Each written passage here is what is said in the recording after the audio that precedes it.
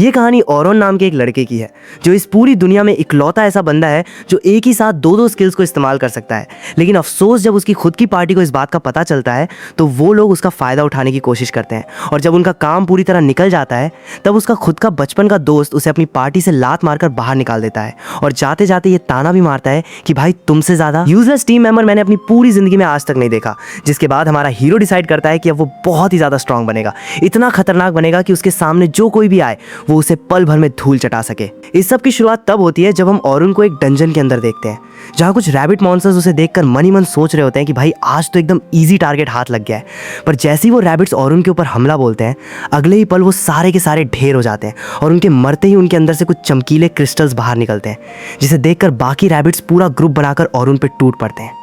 लेकिन ग्रुप में हमला होने के बावजूद हमारे मेन कैरेक्टर को रत्ती भर भी फर्क नहीं पड़ता और तब ओरुन अपनी स्वॉर्ड की तरफ देखते हुए खुद से कहता है कि मुझे तो लगा था कि मैं बहुत ही ज़्यादा वीक हो चुका हूँ, लेकिन शायद मैं इतना ज़्यादा भी वीक नहीं हुआ हूँ। और फिर उन क्रिस्टल्स की तरफ देखते हुए कहता है कि हाँ, मैं एक स्वॉर्ड्समैन अभी भी बन सकता हूँ। इससे पहले कि वो कुछ और बोल पाता उसके ठीक सामने बहुत ही ज़्यादा खूंखार गॉब्लिन्स आ धमकते हैं और अब उन गॉब्लिन्स को घूरते हुए ओरुन कहता है कि मुझे अच्छे से पता था कि मैं इन डंजन्स में कभी भी चैन से फ्री नहीं बैठ सकता। चलो अच्छा है, इसी बहाने मैं कुछ बिल्कुल नया ट्राई करके देखता हूँ।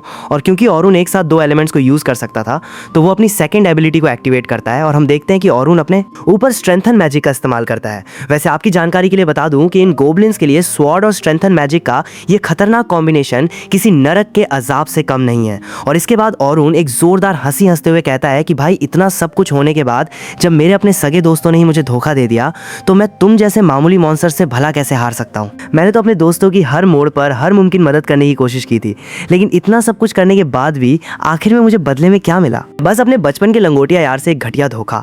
और ये सब बोलते हुए उसके सामने और भी बहुत सारे गोब्लिन्स आगे बढ़ रहे होते हैं, लेकिन इस वक्त ओरुन के सिर पे खून सवार था और वो इतने गुस्से में था कि उसे इन सब चीज़ों की कोई परवाह नहीं थी। सच कहें तो इस वक्त हमारे मेन कैरेक्टर के पास जो गॉड लेवल पावर है, यहाँ मौजूद बाकी सारे एडवेंचरर्स वैसी पावर अपने पास होने का बस सपना ही देख सकते हैं। इसके बाद सारे गॉब्लिन्स को मौत के घाट उतारने के बाद ओरुन थोड़ी देर के लिए रुकता है और कहता है कि हालांकि मैं स्ट्रेंथन मैजिक और स्वॉर्ड का एक साथ यूज तो कर सकता हूँ, लेकिन भाई इसका एक बहुत ही बड़ा और खतरनाक ड्रॉबैक है कि जब भी मैं स्ट्रेंथन मैजिक को एक्टिवेट करता हूँ तो मैं 3 मिनट से ज़्यादा देर तक फाइट नहीं कर पाता। और तभी हम देखते हैं कि डंजन के गहरे अंधेरे में से और भी ढेर सारे गॉब्लिन्स उसकी तरफ लपक रहे होते हैं। पर ओरुन उन गॉब्लिन्स की धज्जियां उड़ाते हुए कहता है कि स्ट्रेंथन मैजिक दरअसल हमारे मैजिकल रेजिस्टेंस के ऊपर डिपेंड करता है, और जहां तक मेरी लिमिट की बात है तो मैं अपने आप को बस 180 सेकंड्स तक ही स्ट्रेंथन मोड में रख सकता हूं।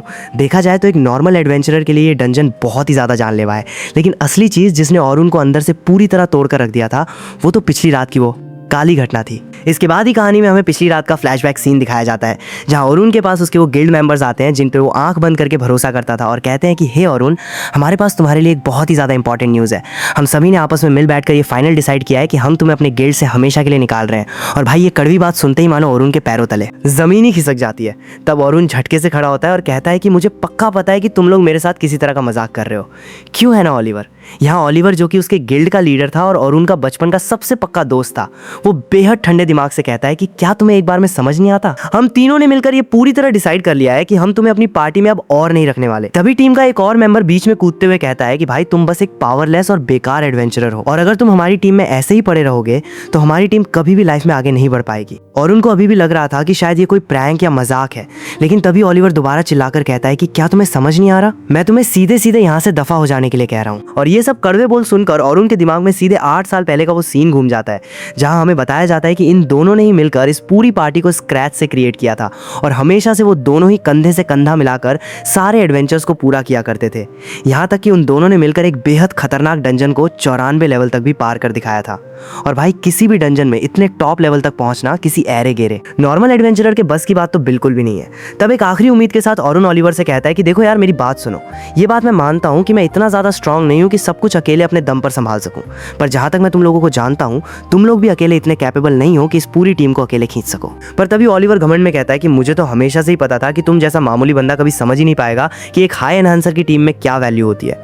तुम्हारी जगह अगर हमने एक टॉप लेवल हाई एनहांसर को रख लिया तो हमारी टीम रॉकेट की स्पीड से आगे बढ़ सकती है। पर तब ओरुन उसे याद दिलाता है कि मैं तो कभी पैदाइशी एनहांसर था ही नहीं।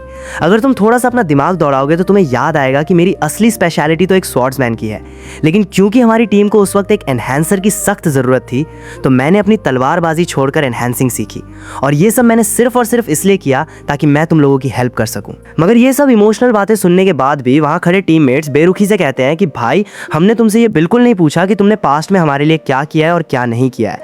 हमारे सीधे ऑर्डर्स ये हैं कि तुम हमारी टीम में अब 1 सेकंड के लिए भी नहीं रह सकते। और इसके तुरंत बाद ओलिवर बात खत्म करते हुए कहता है कि तुम्हें इस टीम से बोरिया बिस्तर समेट कर जाना ही होगा, क्योंकि हमें ऑलरेडी एक बहुत ही कमाल का हाई एनहांसर मिल चुका है जो बहुत जल्द हमारी टीम को ज्वाइन करने वाला है। अब ये सब सुनने के बाद ऑरुन को अच्छे से समझ आ जाता है कि इन जैसे मतलबी लोगों के साथ बहस करने का कोई फायदा नहीं है, और यहाँ से विदा लेने से पहले वो बड़े दिल के साथ सभी को थैंक्स कहता है और चुपचाप वहाँ से चला जाता है। कहानी में दोबारा डंजन का सीन आता है जहाँ हमें फिर से ऑरुन को दिखाया जाता है जो अकेले लड़ते हुए कहता है कि जब से मुझे पार्टी से धुतकार कर निकाला गया है तब से मैं हर सिंगल डे इस डंजन में आकर पागलों की तरह प्रैक्टिस करता हूँ, और इतने दिनों की हार तोड़ मेहनत के बाद मैंने अपना एक पूरी तरह से डिफरेंट और अनोखा कॉम्बैट स्टाइल इन्वेंट कर लिया है। मैं आज खुद से ये वादा करता हूँ कि मैं इतना ज्यादा स्ट्रॉन्ग बनकर दिखाऊंगा कि इसके बाद कोई भी ऐरा गहरा मुझे यूजलेस कहने की जरूरत ना कर सके। अब इसके कुछ समय बाद हमें दिखाया जाता है कि ऑरुन आगे बढ़ते बढ़ते एक टेलीपोर्टेशन क्रिस्टल तक पहुंच जाता है, जहां वो अपने रिकॉर्ड्स को उस क्रिस्टल पे ट्रैक कर ही रहा होता है कि तभी अचानक उसे दूर से कुछ चीखने चिल्लाने की आवाजें सुनाई देती हैं। तभी हम देखते हैं कि कुछ एडवेंचरर्स बुरी तरह डरे सहमे हुए अपनी जान बचाकर दौड़ते हुए उसी टेलीपोर्टेशन क्रिस्टल की तरफ भागे आ रहे हैं। तब ऑरुन उन एडवेंचरर्स को देखता है और उन्हें पूरी तरह इग्नोर मार के वहां से निकलने लगता है, पर तभी हमारी नजर उन एडवेंचरर्स के लीडर पर पड़ती है जो हाँफते हुए कहता है कि भाई वो ऑक्स सच में हद से ज्यादा ताकतवर थे। हम तो अपनी जान बचाकर जैसे तैसे वहां से दुम दबाकर भाग आए हैं, लेकिन आखिर उस लड़की का क्या हुआ जिसने आज ही के दिन हमारी टीम को ज्वाइन किया था। वैसे भी अगर मैं उस लड़की को बचाने के लिए वहां रुकता तो हम सब के सब वहीं मारे जाते। यहाँ तक कि वो स्वार्थी लीडर ये तक बक देता है कि अरे उस लड़की ने बस आज ही तो ज्वाइन किया था, अगर वो वहां मर भी जाती है तो हमें उससे क्या फर्क पड़ता है। वहीं दूसरी तरफ ऑरुन एक कोने में खड़ा होकर उनकी ये सारी घटिया बातें सुन रहा होता है, और ऑरुन को खुद के एक्सपीरियंस से बहुत ही अच्छे से पता था कि जब कोई किसी को मुसीबत के वक्त मझधार में अकेला छोड़ देता है तो दिल पर क्या बीतती है और कैसा फील होता है। और तब फाइनली ऑरुन का खून खौल उठता है और वो उन पार्टी मेंबर्स की तरफ मुड़कर गुस्से में कहता है कि मैं तुम्हारी ये बकवास इससे ज्यादा नहीं बर्दाश्त कर सकता। तुम्हें चुल्लू भर पानी में डूब मरना चाहिए कि तुम एक बेबस लड़की को अकेले मौत के मुंह में छोड़कर खुद यहाँ भागते हुए आ गए हो। और ये तीखी बात सुनकर उनके पार्टी का एक मेंबर बुरी तरह बौखला जाता है और तैश में आकर सीधे ऑरुन के ऊपर हमला कर देता है। लेकिन भाई ऐसे थके हुए और कमजोर अटैक से हमारे ऑरुन का क्या ही बिगड़ेगा। ऑरुन बिना किसी एफर्ट के बहुत ही इजीली उस एडवेंचरर को एक ही पंच में नॉकआउट कर देता है। और सच कहूं तो ये सीन देखकर मुझे जिन्वू की याद आ जाती है।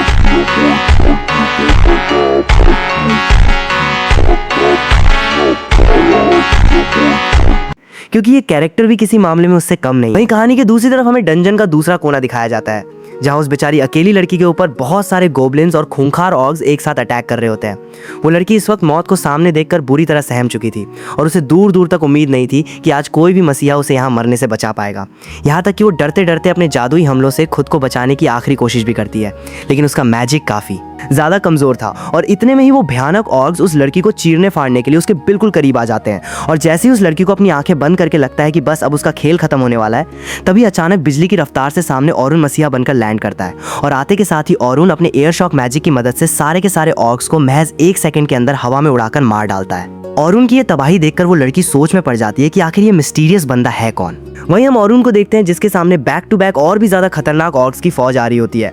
तब ऑरुन बिना डरे अपनी सीक्रेट एबिलिटी का जलवा दिखाते हुए अपनी सोर्समैनशिप यानी तलवारबाजी को अपनी एनहांसर एबिलिटीज के साथ परफेक्टली मिक्स कर देता है। और इस अनोखे टाइप के जादुई कॉम्बिनेशन को देखकर वो लड़की शॉक में आ जाती है, क्योंकि अपनी पूरी जिंदगी में उसने क्लोज कॉम्बैट और सपोर्ट मैजिक को एक साथ इस तरह चलते हुए कभी नहीं देखा था।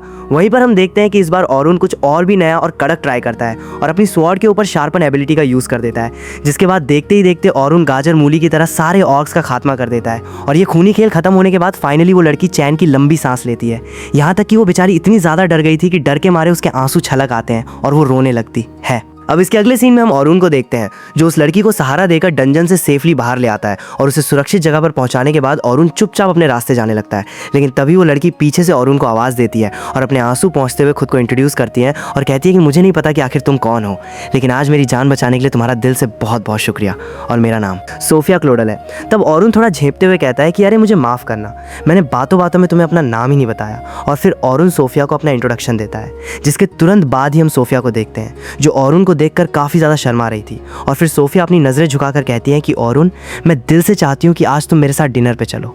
एक्चुअली ये सोफिया का अपना एक प्यारा सा तरीका था जिससे वो ऑरुन को उसकी जान बचाने के लिए थैंक्स कह सके, और सोफिया का ये मासूम सा चेहरा देखकर ऑरुन चाह कर भी उसे मना नहीं कर पाता। अगले सीन में हम सोफिया और अरुण को देखते हैं जो एक छोटे से सिंपल रेस्टोरेंट के अंदर जाते हैं। तभी सोफिया बात शुरू करते हुए कहती है कि भले ही ये कोई बहुत महंगा या 5 स्टार रेस्टोरेंट नहीं है, लेकिन मुझे यहाँ का खाना और वाइब काफ़ी ज़्यादा पसंद है। तभी अचानक अरुण की नज़र सोफिया के कपड़ों पर बने एक खास क्रस्ट लोगो पर पड़ती है और वो तुरंत पहचान जाता है कि ये क्रस्ट नाइट स्काई के नाम से जाना जाता है, जो कि इस पूरी फैंटेसी दुनिया में मौजूद वन ऑफ द बिगेस्ट और सबसे नामी गिल्ड्स में से एक का ऑफिशियल साइन है। और जैसे ही ये दोनों रेस्टोरेंट के अंदर टेबल की तरफ बढ़ते हैं तो हम वहाँ पहले से बैठी एक और खूबसूरत लड़की को देखते हैं जो सोफिया को देखते ही प्यार से उसे मेरी छोटी बहन कहकर बुलाती है। और ये नज़ारा देखते ही अरुण का दिमाग चकरा जाता है, क्योंकि अरुण की तेज आंखें तुरंत पहचान लेती हैं कि आखिर ये हाई प्रोफाइल लड़की कौन है। तब सोफिया की वो बड़ी बहन अरुण की तरफ देखती है और एक प्यारी सी स्माइल पास करती है। और तब अरुण भी सोफिया की बड़ी बहन का अभिवादन करते हुए कहता है कि वेल, मुझे लगता है कि हमें मिले हुए काफ़ी लंबा टाइम हो चुका है। और इन दोनों को इस तरह बात करते देख सोफिया के सिर के ऊपर से सब निकल जाता है। तब सोफिया उन दोनों को बारी बारी से देखती है और हैरानी से पूछती है कि तो इसका मतलब तुम दोनों एक दूसरे को पहले से ही जानते हो। और तभी हमें बैकग्राउंड में बताया जाता है कि इस लड़की का नाम सलमा क्लोडल है, जो कि एक बहुत ही बड़े और नामी गिरामी एस रैंक के गिल्ड की हेड यानी लीडर है। और तब हम सलमा को देखते हैं जो शरारती नजरों से अरुण की तरफ देखते हुए सीधा सवाल दागती है कि अरुण, क्या तुम और मेरी छोटी बहन कोई रिलेशनशिप में हो? ये सुनते ही अरुण घबरा कर कहता है कि अरे नहीं नहीं, ऐसा कुछ भी नहीं है।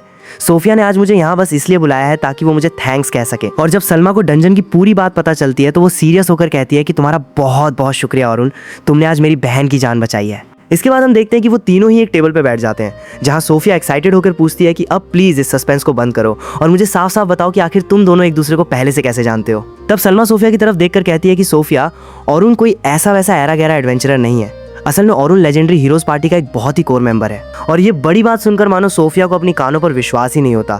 लेकिन तभी अरुण उदास होकर कहता है कि मैं अब उनके गिल्ड का मेंबर नहीं रहा। और इसके बाद अरुण के साथ जो कुछ भी बीती रात घटिया हरकत हुई थी वो सब कुछ बिना कुछ छुपाए सलमा को बता देता है। और ये सब सुनने के बाद सलमा को काफ़ी ज़्यादा धक्का लगता है और वो कहती है कि ये सुनकर मुझे वाकई काफ़ी ज़्यादा बुरा लगा, लेकिन सुनो, मेरे पास तुम्हारे लिए एक बहुत ही शानदार ऑफर है। हमारे गिल्ड में रिसेंटली कुछ बिल्कुल नए एडवेंचरर्स आए हैं और हम उन एडवेंचरर्स को बहुत ही ज़्यादा कड़क और इंटेंस ट्रेनिंग देने वाले हैं, क्योंकि बहुत ही जल्द हमारा गिल्ड उन्हें साउदर्न डंजन के 57 फ्लोर तक ले जाने का प्लान बना रहा है। ये सुनते ही अरुण चौंक कर कहता है कि ये मिशन तो हद से ज़्यादा डेंजरस है, यहाँ तक कि ए और बी रैंक के धाकड़ एडवेंचरर्स भी वहाँ जाने पे बहुत मुश्किल से सर्वाइव कर पाते हैं। तब सलमा अरुण का हाथ थाम कर कहती है कि बस इसीलिए तो मैं चाहती हूँ कि तुम उनके साथ गाइड बनकर जाओ, क्योंकि अरुण, मुझे अच्छे से पता है कि तुम अकेले क्या कुछ करने की ताकत रखते हो। अगर तुम उनके साथ रहोगे तो मैं घर पे बेफिक्र होकर सो सकती हूँ कि उन्हें खरोच तक नहीं आएगी, क्योंकि मुझे अच्छे से पता है कि डंजन में हर 10 लेवल के बाद जो खतरनाक बॉस मॉन्स्टर आता है उसे हराना इन बच्चों के बस की बात नहीं है। और उनकी जान की सलामती के लिए मैं आंख बंद करके बस तुम पर ही भरोसा कर सकती हूँ। लेकिन तभी अचानक अरुण के दिमाग में उसका वो कड़वा पास्ट और ओलिवर के ताने गूंजने लगते हैं। और तब हम अरुण को देखते हैं जो नज़रें चुराते हुए कहता है कि मुझे माफ़ करना सलमा, लेकिन मुझे तुम्हारे इस ऑफर को ठुकराना पड़ेगा, क्योंकि असल में यहाँ अरुण को फिर से किसी टीम में एक मामूली एनहांसर की तरह पीछे खड़े होकर काम नहीं करना था। लेकिन इसके तुरंत बाद ही सोफिया भी मासूमियत से अरुण के सामने हाथ जोड़कर कहती है कि प्लीज़ अरुण, हमारे साथ चलो, हमें तुम्हारी सच में बहुत ही ज़्यादा ज़रूरत है। और सोफिया की वो रो उतरी आंखें देखकर अरुण इस बार मना नहीं कर पाता और तब वो उन दोनों के साथ जाने के लिए फाइनली एग्री हो जाता है। लेकिन जाने से पहले वो सैल्मा के सामने एक कड़क शर्त रखता है कि सुनो, इस बार मैं अपनी पुरानी क्लास छोड़कर एक स्वॉर्ड्समैन बन चुका हूँ और अगर कल से मैं तुम्हारी पार्टी को ज्वाइन करता हूँ तो मैं वहाँ एक प्योर स्वॉर्ड्समैन की तरह ही आऊँगा। हालांकि उस वक्त सैल्मा इस बात पर ज़्यादा दिमाग नहीं लगाती और मुस्कुराते हुए कहती है कि अगर ऐसी बात है तो हमारे सिल्वर रैबिट गिल्ड में तुम्हारा बहुत बहुत स्वागत है अरुण। अब इसके अगली ही सुबह हमें दिखाया जाता है कि अरुण पूरी तैयारी के साथ सिल्वर रैबिट गिल्ड के हेडक्वार्टर में पहुंच जाता है। और तभी हम अरुण को देखते हैं जो वहां के मेन हेड विंस से मिलता है। वहां पे जाने के बाद सबसे पहले वो दोनों एक दूसरे से काफी देर तक बातचीत करते हैं और तभी सिल्वर रैबिट का हेड विंस अरुण की पीठ थपथपाते हुए कहता है कि अच्छा तो तुम अरुण हो, मैंने तुम्हारे कारनामों के बारे में पहले ही बहुत ज्यादा सुन रखा है। मुझे इतना पता है कि तुम लेजेंडरी हीरोज पार्टी में काम कर चुके हो और सच कहूं तो मैं पहले से ही चाहता था कि तुम किसी भी तरह हमारे गिल्ड में शामिल हो जाओ, क्योंकि मुझे बहुत अच्छे से पता है कि तुम किस हाई लेवल के काबिल बंदे हो। इसके बाद वो तीनों ही इस अपकमिंग रेड की प्लानिंग के लिए एक सीक्रेट मीटिंग रूम में बैठ जाते हैं, जहां विंस और सैल्मा और उनको पूरा मैप दिखाते हुए बताते हैं कि आखिर इस पूरे सीक्रेट प्लान में उन्हें क्या क्या करना है। तब सैल्मा और उनको समझाती है कि हमारे गिल्ड का इस बार सीधा एम ये है कि वो इस डंजन के जितने ज्यादा डीप जा सके उतने अंदर तक जाएं, क्योंकि इस बार हमारे गिल्ड के हाथ एक बहुत ही खुफिया और इंपॉर्टेंट इन्फॉर्मेशन लगी है, हमें पता चला है कि इस डंजन के सबसे आखिरी स्टेज पे एक बहुत ही अनमोल और वैल्यूबल चीज़ छुपी हुई है और हमारा सेकंड सबसे बड़ा मिशन ये है कि हमें हर हाल में उसे हासिल करना है। वहीं पर कहानी में हमें कुछ समय पहले का एक छोटा सा सीन दिखाया जाता है जहां विंस और सलमा अकेले में बात कर रहे थे। तब विंस सलमा से कहता है कि मुझे हाल ही में सोर्सेज से पता चला है कि हीरोज पार्टी में से औरुन को लात मारकर बाहर निकाल दिया गया है। मुझे नहीं पता कि आखिर उन बेवकूफ़ों ने ऐसा आत्मघाती फैसला क्यों किया, क्योंकि औरुन एक बहुत ही ज़्यादा पावरफुल कैंडिडेट है। लेकिन जो भी हो, अगर हम कुछ भी साम दाम दंड भेद करके उसे अपनी पार्टी में शामिल करने में कामयाब हो गए तो हमारे गिल्ड का इसमें लाइफ टाइम फ़ायदा होने वाला है। वहीं पर दोबारा प्रेजेंट का सीन आता है जहां हमें दिखाया जाता है कि औरुन विंस और सलमा का सारा प्लान बहुत ही ध्यान से सुन चुका था। हालांकि उनका ये अजीब सा प्लान सुनने के बाद औरुन के मन में बहुत ही ज़्यादा शक पैदा हो जाता है और औरुन को अंदर ही अंदर ऐसा फीलिंग आती है कि सलमा और विंस उससे कुछ बहुत बड़ी चीज़ें छुपा रहे हैं। लेकिन उस वक्त औरुन बिना कोई बखेड़ा खड़े किए बस उनकी बात सुनता है और चुप रहता है। अब अगले ही सुबह हमें दिखाया जाता है कि औरुन ठीक उसी जगह पे आ चुका था जहां से वो लोग अपना डंजन एडवेंचर चालू करने वाले थे। जहां पे आने के बाद औरुन चारों तरफ देखता है कि वहां पे बहुत सारे अलग अलग रैंक्स के एडवेंचरर्स इकट्ठा हो रखे हैं और कुछ ही देर बाद वहां पर सलमा और सोफिया भी आ धमकती हैं। तब औरुन सोफिया को नोटिस करता है जिसने इस बार एक बहुत ही अलग और खास टाइप की ड्रेस पहनी हुई थी और ये ड्रेस बस वहीं बिगनर्स पहनते हैं जिन्होंने बस अभी अभी डंजन एडवेंचर की दुनिया में कदम रखा होता है। तभी औरुन मुस्कुराते हुए सोफिया से कहता है कि वैसे सोफिया, ये नई ड्रेस तुम्हारे ऊपर काफ़ी ज़्यादा जच रही है। और ये कॉम्प्लीमेंट सुनते ही सोफिया टमाटर की तरह लाल होकर शर्मा जाती है। तभी सोफिया धीरे से पूछती है कि औरुन, क्या तुम मुझे बताओगे कि आखिर तुम अभी इस शहर में कहाँ पे रह रहे हो? लेकिन इससे पहले कि औरुन जवाब दे पाता, सलमा बीच में टांग अड़ाते हुए कहती है कि एक सेकेंड मैडम, तुम्हें ये क्यों जानना है कि आखिर औरुन कहाँ रहता है? मुझे तुम दोनों के इरादे कुछ ठीक नहीं लग रहे हैं। हाँ। तभी सोफिया चिढ़कर कहती है कि यार दीदी, ऐसा कुछ भी नहीं है, आप कुछ ज़्यादा ही ओवर थिंकिंग कर रही हो। और अभी ये सब हंसी मजाक की बातें हो जाने के बाद सोफिया अपनी टीम की तरफ दौड़ जाती है। हम देखते हैं कि इन नए नवेले एडवेंचरर्स के लिए एक बिल्कुल नई पार्टी बनाई गई होती है और क्योंकि ये इन न्यूबीज का लाइफ में पहली बार किसी डंजन के अंदर जाने का एक्सपीरियंस था तो ये सारे लोग काफ़ी ज़्यादा नर्वस और डरे हुए थे। वहीं पर हम सलमा और औरुन को देखते हैं जो अपने गिल्ड की एक अलग हाई लेवल पार्टी में चले जाते हैं। इस मेन पार्टी में ज़्यादातर एडवेंचरर्स टॉप रैंक के थे ताकि अगर आगे चलकर डंजन में कुछ भी ऊंच नीच हो तो ये लोग उसे अपनी ताकत से आराम से संभाल सकें। और तभी हमें बताया जाता है कि इन्हें रैंक एडवेंचरर्स का नाम एंथम, बैरनैड और केथ है। हालांकि ये तीनों ही खुद में काफ़ी ज़्यादा बाहुबली और ताकतवर थे, लेकिन जब उन्हें पहली बार औरुन के बारे में पता चलता है और उसकी गॉड लेवल स्पेशलिटीज़ उनके सामने आती हैं तो वो लोग औरुन से काफ़ी ज़्यादा इंप्रेस हो जाते हैं। तभी अचानक सीन चेंज होता है और हमें कुछ टाइम पहले का एक और छोटा सा सीन दिखाया जाता है जहाँ विंस सलमा से कह रहा था कि चूंकि हमारी टीम में अब औरुन जैसा लीजेंड आ चुका है तो हमारा 51 स्टोन फ्लोर तक पहुँचने का टारगेट अभी बहुत ईजी हो जाएगा। अगर औरुन हमारी उम्मीद के मुताबिक हेल्प करता है तो हमारा गिल्ड फिर से पूरी दुनिया में टॉप रैंक पे जा सकता है। वहीं पर हम दोबारा प्रेजेंट का सीन देखते हैं जहां सलमा का चेहरा थोड़ा उतरा हुआ था और उसे अंदर ही अंदर एक अजीब सा रिग्रेट फील हो रहा था।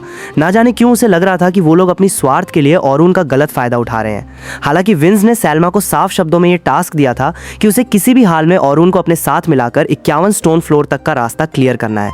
और अब इसके बाद ही हम देखते हैं कि वो सभी लोग उन रुकीज नए एडवेंचरर्स के सामने जाकर सीधे खड़े हो जाते हैं क्योंकि वो नए एडवेंचरर्स औरुन के असली पास्ट और उसकी ताकत के बारे में कुछ भी नहीं जानते थे। तब सलमा पूरी टीम के सामने अनाउंस करते हुए कहती है कि ये जो हैंडसम और डैशिंग लड़का तुम्हें दिख रहा है इसका नाम औरुन है और ये और कोई नहीं बल्कि लेजेंडरी हीरोज पार्टी का कोर मेंबर रह चुका है। और तुम लोग जितना भी सोच सकते हो, ये बंदा उससे कई गुना ज्यादा पावरफुल है। और सबसे शॉकिंग बात यह है कि इसने अकेले ही डंजन को 91 स्टोन फ्लोर तक पूरा कवर कर रखा है। और भाई ये शॉकिंग बात सुनते ही मानो सारे नए एडवेंचर्स के होश उड़ जाते हैं और उनके मुंह खुले के खुले रह जाते हैं क्योंकि डंजन में 91 फ्लोर तक का सफर तय करना कोई बच्चों का खेल नहीं है और ऊपर से औरुन हीरोज पार्टी का एक हिस्सा रह चुका था। तो जब उन्हें ये सब चीजें पता लगती हैं तो उन्हें औरुन की लीडरशिप के ऊपर आंख बंद करके पूरा भरोसा आ जाता है। और उनके ऐसे ओवर रिएक्शंस देख के औरुन धीरे से सलमा के कान में कहता है कि मुझे लगता है कि तुमने कुछ ज़्यादा ही बढ़ा चढ़ाकर बोल दिया सलमा।